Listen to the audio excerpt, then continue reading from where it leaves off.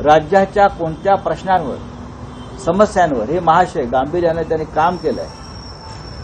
Tender, ठेकेदारांकडून पैसे गोळा करणं, लोकांना पैसे वाटणं, पक्ष फोडणं. अजित पवार ही तेच करतात, एकनाथ शिंदे तेच करतायत आणि राज्याचे मुख्यमंत्री सुद्धा तेच करतायत.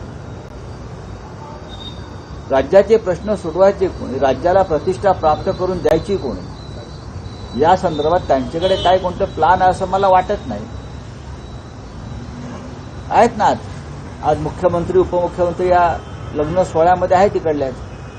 काल कुंभमेळा झाला, आता लग्न सोहळे होतील.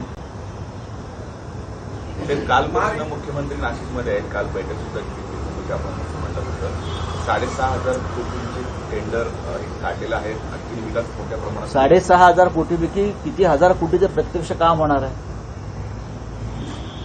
कुंभमेळा,